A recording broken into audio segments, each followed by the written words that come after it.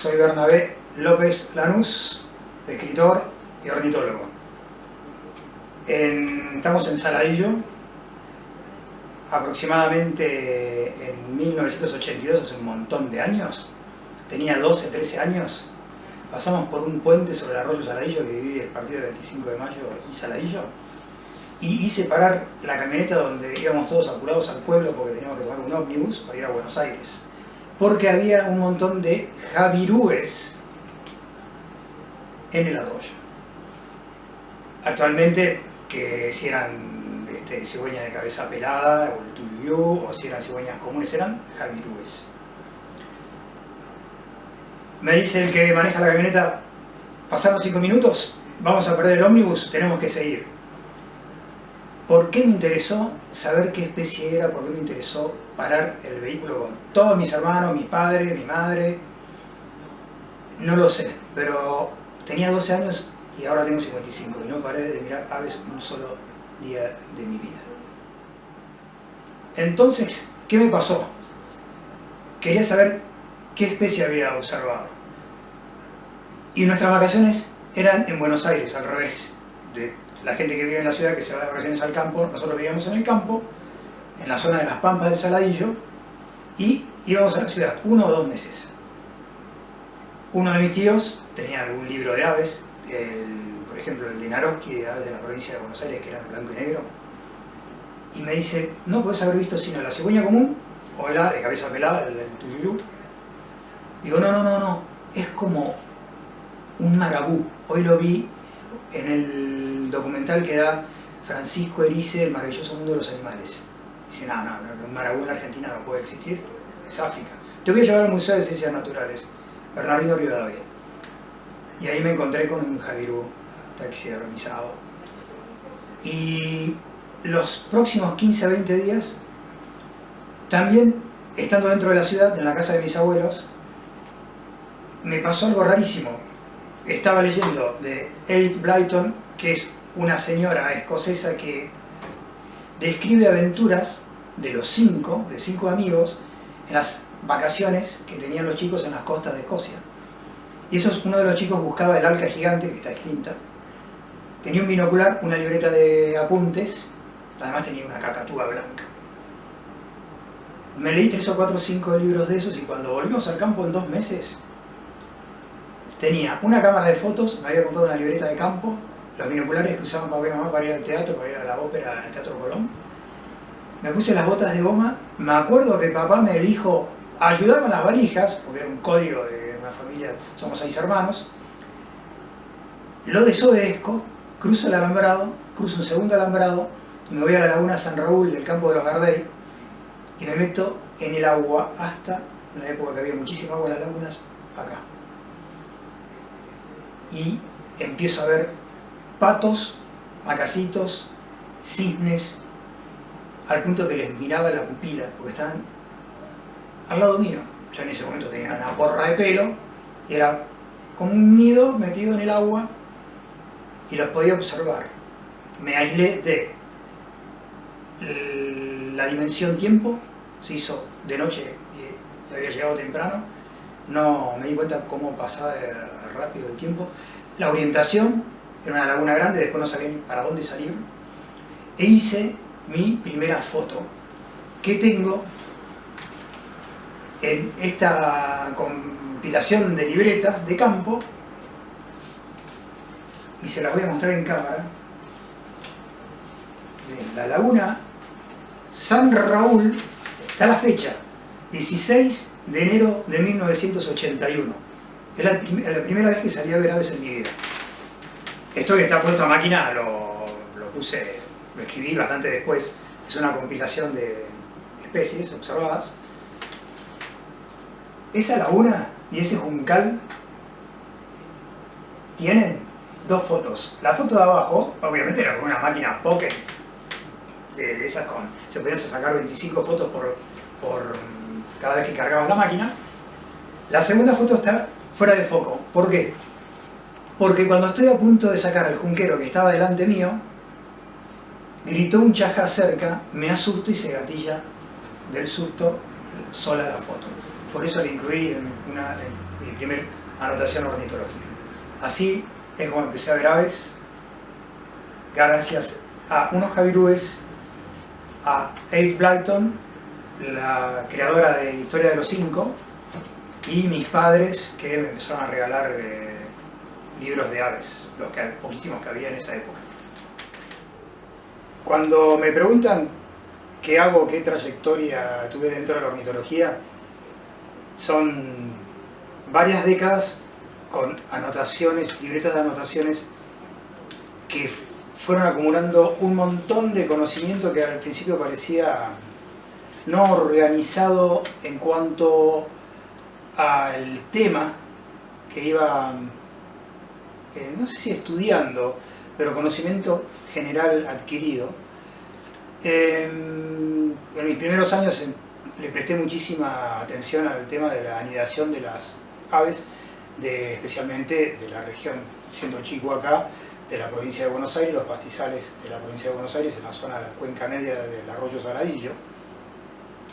Y esas libretas fueron engrosando, esta es la primera más organizada, con la página 1, y a medida que fui recorriendo todo el país y todo Sudamérica, las libretas, porque no tenía tiempo en los viajes de poder cargarlo a un sistema digital, mecanografiarlo a papel, como se usaba antes, la máquina de escribir, y después en las compus. Entonces lo ponía con muchísimo detalle en estas libretas de campo, por ejemplo, progresando el conocimiento ornitológico a través de muchos viajes, empecé a desarrollar, en las libretas, esquemas, mapas, descripciones, medidas, contactos, que ahora son aproximadamente 10.000 páginas de anotaciones, y ahora les voy a hacer un anuncio con respecto a esas 10.000 páginas de anotaciones. Acá, por ejemplo, cuando el capuchino iberá todavía no era capuchino iberá y pensaba ya que era una nueva especie para la ciencia, y las anotaciones que hacía en mis notas de campo. Y estos tomos, a veces estaba en Ecuador, Colombia, yo no tenía un encuadernador para que me encuaderne las libretas cuando se acumulaban 5 o 6 libretas, entonces dejaba acumular las libretas, y hay tomos enormes con aves, qué sé yo, de Ecuador, y así al azar, con mapas. Esto es un mirlo de agua, notas de campo, de una pasión que cuando uno lo va recordando así, te vas acordando hasta el detalle de los lugares donde uno estuvo. Sin perspectiva, son esquemáticos así, pero bueno, es más por el cariño del ave que había observado en algún momento. De esa manera llegué al mundo de la bioacústica, al mundo de los sonidos.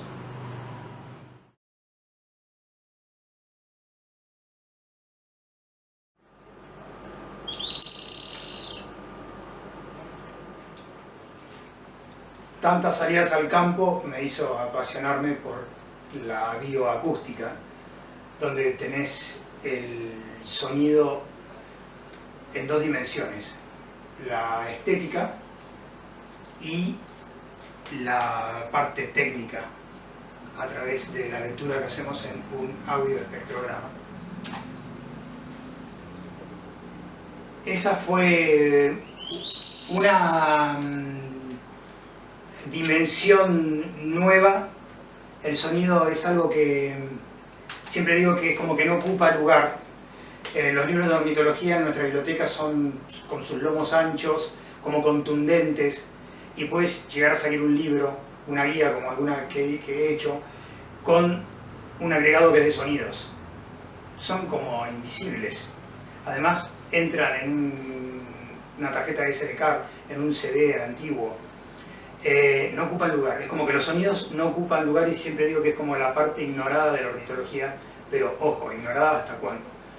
Roberto Stranek, Guillermo Egli en Chile, Jacques Villar en Brasil, y todo el grupo de la Universidad de Cornell hacen que los sonidos sean parte de todos los días, y actualmente una herramienta de trabajo para identificar las especies que salimos al campo, para poder, no adivinar, sino estar adelante de una observación, saber cómo canta determinada especie de ave, hacer playback, poder pasar con el equipo de sonidos un sonido para que un macho de determinada especie sienta que está siendo invadido su territorio y asoma entre el follaje o entre la vegetación de la laguna la especie que queremos ver. O simplemente no la vamos a ver, simplemente queremos saber si está o no está en determinado lugar, y eso es para inventario biológico una herramienta importantísima. En un ambiente selvático o un ambiente acuático es más que importante.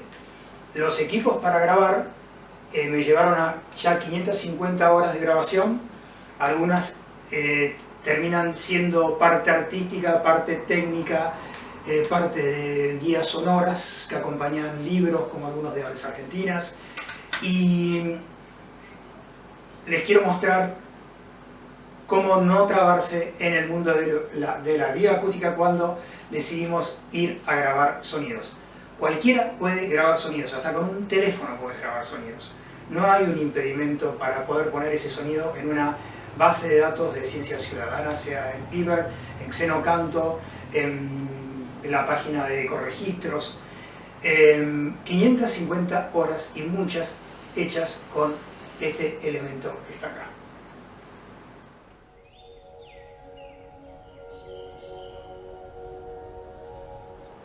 Cuando pasa el tiempo y de todas estas anotaciones van apareciendo datos científicos, muchísimos ya publicados, descripción de especies nuevas, hacer una guía, la Audiernis la hice para mí en realidad. Había estado viviendo bastante tiempo en Ecuador y Colombia. Cuando llegué a la Argentina no reconocí un solo canto de las aves de mi país, hasta necesitaba aprender de nuevo los plumajes que había observado toda mi época de infancia dentro de la Argentina.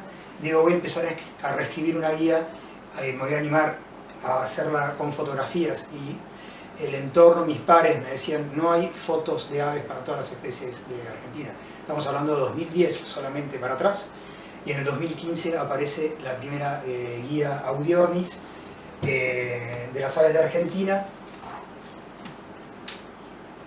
que tenían elaboración muy limitada en la cantidad de ejemplares, y era pedido, demanda a pedido, con su ICBN, por supuesto, como un libro de tal cual es. Este tipo de producto gustó en la Argentina muy de a poco. Es como que ahora es más conocido. Me da vergüenza decirlo, pero es como que la guía la hacía para entenderla yo, cómo me gustaría que sea una guía, saliendo al campo y teniéndolo todo en una mochila, en el bolsillo de una campera. Se fueron haciendo diferentes guías cada 2 o 3 años, tal cual apareciesen camionetas de alta gama todos los años, o cualquier auto, o teléfonos todos los autos, ¿por qué no? Con la adquisición o ingresar el último de los datos nuevos para la Argentina sobre aves.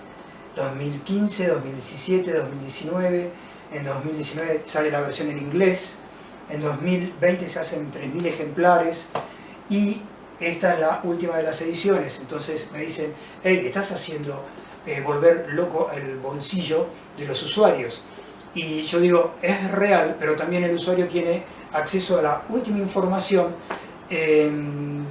con información renovada cada 2 años. Tal cual si apareciese una camioneta nueva todos los fines de año en el mercado, ¿por qué no hacerlo con un libro? La economía local es tan traumática que no se pueden hacer ya ejemplares de 3.000 ediciones de 3.000 ejemplares, porque se tardan 3 o 4 o 5 años para poder vender el último de las unidades, y sucede que hay una gran limitante de un ornitólogo que además es autor de su propia guía, es el costo de la edición, y además el costo de que cada libro esté en una librería comercial conocida, porque del valor de tapa de cada libro aparece un número que le asusta al cliente, pero lo que no sabe el cliente, el usuario, cuando los compra, es que solamente el 15, el 20% de ese valor de tapa vuelve a casa. Y a veces los precios de los libros están excesivamente aumentados por ese costo del intermediario en las librerías públicas de la Argentina. Y es por eso que hoy sale este libro solamente desde este ámbito, desde Audiornis, y está funcionando.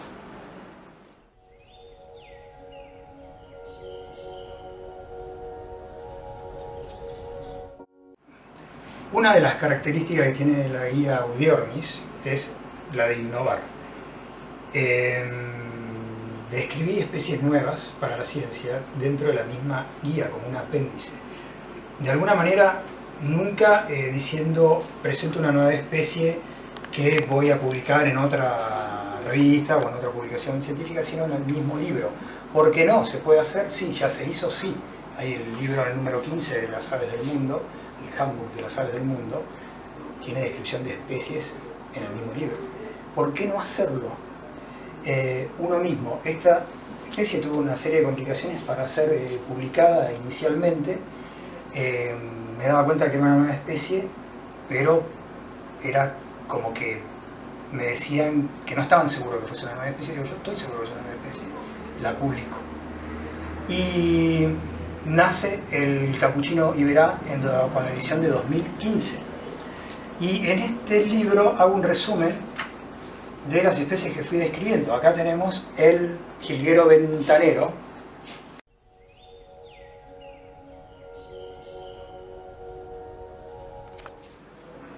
Tenemos la segunda especie que describo, es la del jilguero ventanero, sale en 2017. Después tenemos otra de las especies que sale en la guía Audiornis, que es la remolinera de Lenga.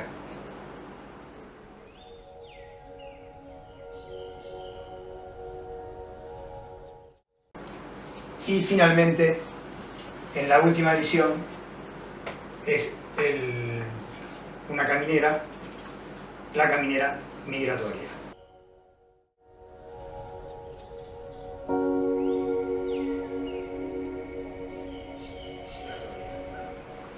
Hace características a las guías Audiornis entonces las adendas, que forman parte del ritmo que tiene la guía como herramienta para observar aves, identificarlas, pero además mucha sal y pimienta no diría con el último chisme, sino con el último dato, el último datito, eso que hace que uno sienta que está actualizada, inclusive, por ejemplo, por dar un ejemplo, parques nacionales.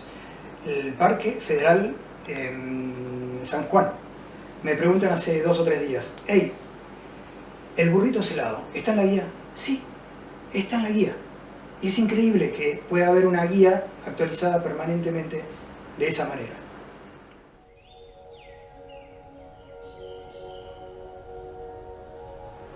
Después de varias décadas observando aves, lo que me gusta transmitir a la generación que recién empieza, a los más chicos, o las personas que no importa la edad que tengan, que se empiezan a dedicar a la ornitología, es que la pasión por cómo se hace ornitología es esencial para tener éxito no en escribir un libro, una especie nueva, en tener éxito en volver a la casa de uno con una linda imagen en la retina, estar impregnada de un paisaje sonoro, de lo que vimos, las especies que observamos. Ese tipo de pasión debe mantenernos atentos a que cualquier sonido que no sabemos bien de qué se trata, por ejemplo, que es la parte mía de bioacústica, la que más desarrollo, nunca abandonarla, que son como vetas. Hay 4 especies que he podido describir, bautizadas nuevas para la ciencia. Todas ellas son especies que tienen un plumaje muy similar a las especies más conocidas. Cuando estamos hablando de especies hermanas, las especies gemelas, especies crípticas, pero no porque están ocultas, sino porque sus plumajes son tan idénticos que es como que no es fácil darse cuenta si es una especie nueva o no. Pero para mí la frontera donde podemos ir a agotar ese tipo de estudios, donde puede haber algún taxón sin describir, es en los Andes.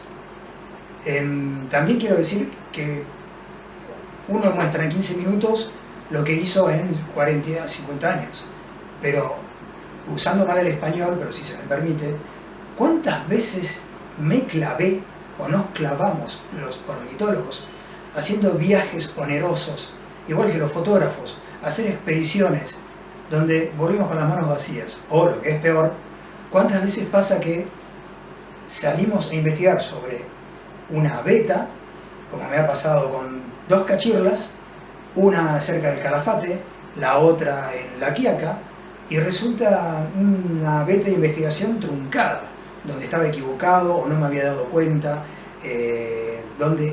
por qué alguna pareja en determinado territorio tenía determinado tipo de canto. Y hay que estar preparado también para eso.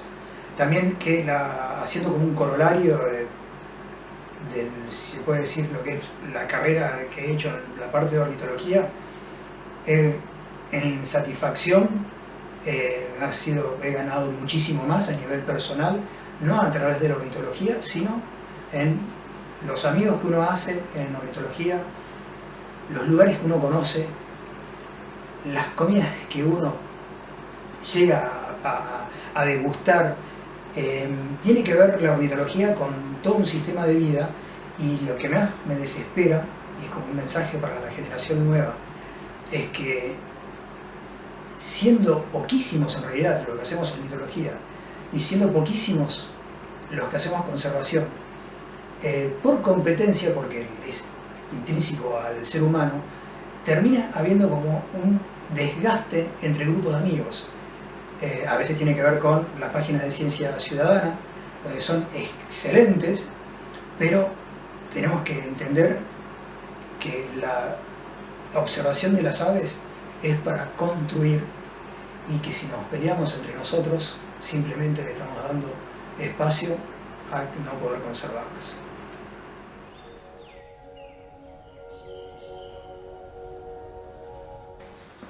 Viene este título: Pampa del Saladillo, implantación de un parque nacional en un paisaje perdido de la idiosincrasia argentina.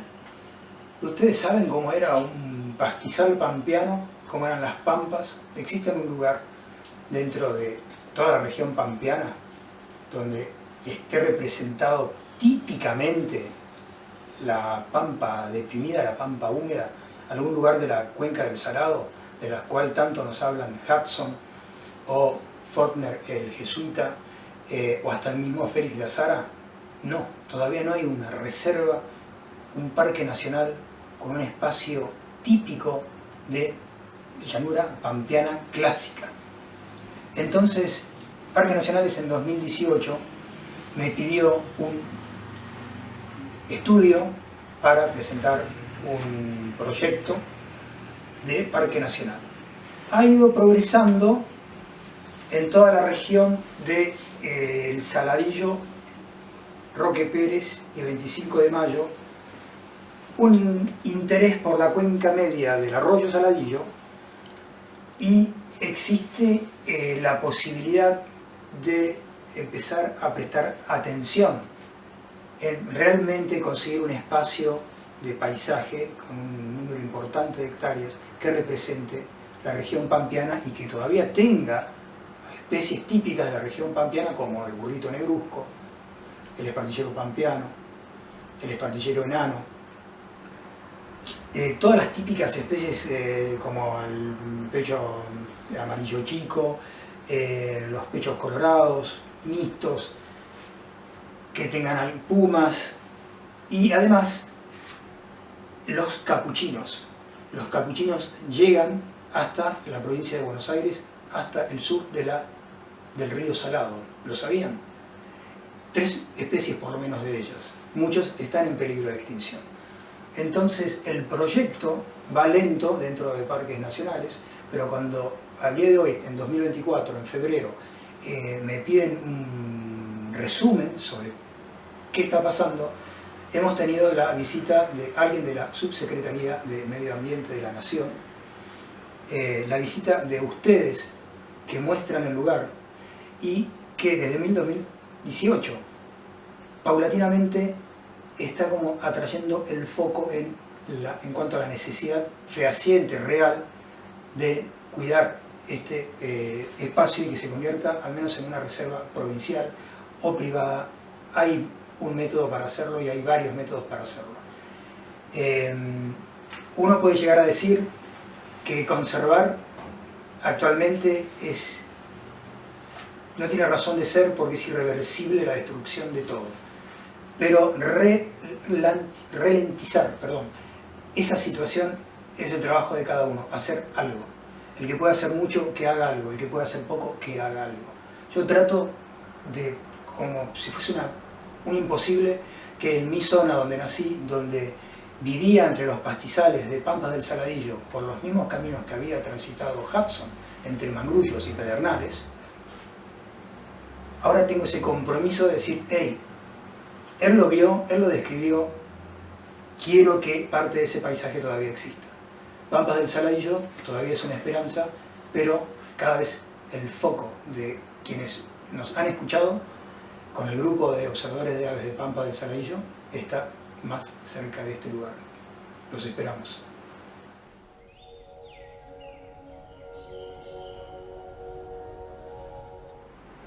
En esta pasión de todos los días, es como que todo tiene que ver con todo. Cuando hablamos del paisaje pampeano, hablamos de Hudson, y es una figura que cuando tenía 12 años papá me regala allá lejos y hace tiempo de Hudson, con mamá, el naturalista en El Plata. Me lo leía en los mismos caminos de tierra donde pasaba este señor. Este señor que está acá, que es William Henry Hudson, acá tiene 33 años. En estos años estaba cazando pájaros para los museos, los grandes museos, con sus grandes colecciones, por ejemplo, en los Estados Unidos, en Inglaterra, en Gran Bretaña. Me llevaron a estudiar por dónde pasó y me empiezo a dar cuenta que la historia de mis antepasados llegan a 1860, cuando aparece mi tatarabuelo por primera vez por acá, y Hudson llegó a la zona de Saladillo en 1863. Siempre me pregunté, ¿se conocieron? Mi tatarabuelo era el dueño de una de las postas por donde pasaban los caminos entre Mangrullos y Pedernales, nombramos hoy. Bueno, este libro trata sobre un Hudson que estuvo en la zona de Mangrullos, que describe el tigre, que describe el puma, que describe que había yararás en el mismo los lugares donde hoy estuvimos caminando entre los pastizales, y que actualmente no existen. Y la tapa es de una persona de Saladillo que en una salida de campo, cuando inauguramos observadores de aves Pampas del Saladillo, con óleo hizo una imagen de la laguna que ahora forma parte de la tapa de este libro. Y tenemos a un Hudson en este libro enamorado, que ocultó en vida haber estado en la República Oriental del Uruguay, en la banda oriental. En este libro se analiza por qué, cómo el silencio epistolar de Hudson con los museos de Estados Unidos y luego con Gran Bretaña coinciden esos silencios epistolares con su amada Paquita dentro de Uruguay, cuando se casa y se roba un tal Richard Lamb a la hija de un juez de paz y terrateniente del lado argentino. Coinciden plenamente los silencios de Hudson en temas científicos de 8 meses cuando él lo describe estando en Uruguay con su Paquita, con los 8 meses que no le escribe a Blair, por ejemplo, al Smithsonian, o después a Sclater, a Gran Bretaña, que son unos meses donde no le escribe, y él dice, Richard Lamb, el supuesto personaje que está dentro de Uruguay, escapado con Paquita, que se casó a escondidas con ella. Estamos hablando de 1860 y pico, 1800, antes de que él se vaya, unos 5 o 6 años antes de 1874. Era innombrable que pase una cosa así. La gente se escapaba. ¿A dónde se iba la gente cuando se portaba mal en ese sentido? Se iba a Montevideo. Entonces, todas esas coincidencias se hacen valer y se muestran en una tabla dentro de este libro, que además tiene algunas láminas de las colecciones de Hudson cuando las capturaba, cuenta cuánto cobraba en oro, esos oro, por colectar, y después cómo se transforma en el Hudson que todos conocemos, y hasta que se va a Inglaterra.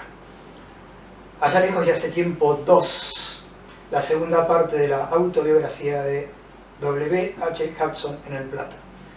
Es un libro que terminó presentado en la Biblioteca Nacional, en la Sala Borges, y la verdad que desde Saladillo haber saltado a ese estado de exposición está bueno.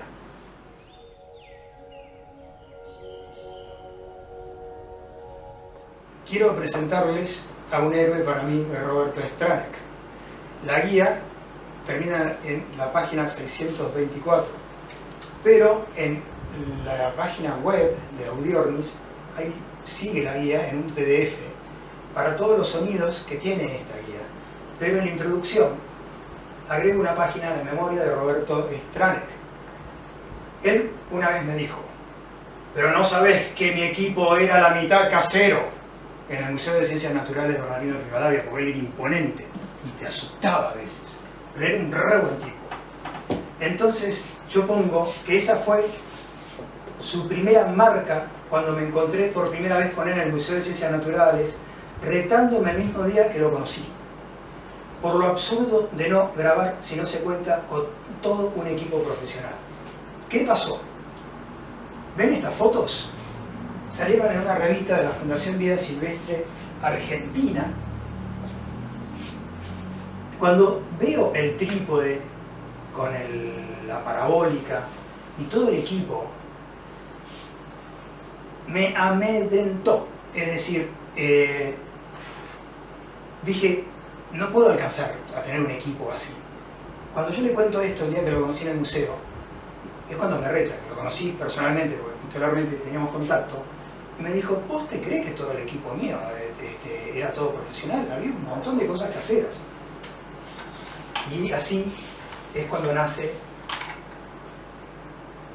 la semielipse con base plana, con un grabador estándar, pero esto es un aditamento que por ensayo y error logré que las grabaciones queden como atraídas por un zoom, como hacen con la fotografía, en los archivos de audio, y no tiene distorsión y son fantásticamente buenas las grabaciones en cuanto a que el sistema graba en estéreo.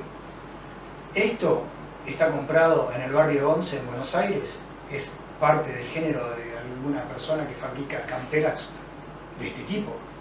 A pesar de que la gente en el campo, a veces los hijos de los paisanos acarician y dicen: esto es una piel de zorrino, por ejemplo. Es el filtro de viento. Esta parte, por eso le dicen la ensaladera, es una ensaladera comprada en estado de emergencia en la ciudad de Corrientes. El mensaje es que uno puede grabar con un sistema de grabación complejo, no necesariamente tiene que ser absolutamente profesional, sino que grabe bien, pero el que no tiene nada de eso, grabe con el teléfono, que es susceptible cada grabación de ser subida en una plataforma de ciencia ciudadana como Ecoregistros, Iber o Xenocanto, y la persona que hizo eso habrá generado un espécimen acústico. En nombre de Roberto Stranek, si me dediqué a la bioacústica,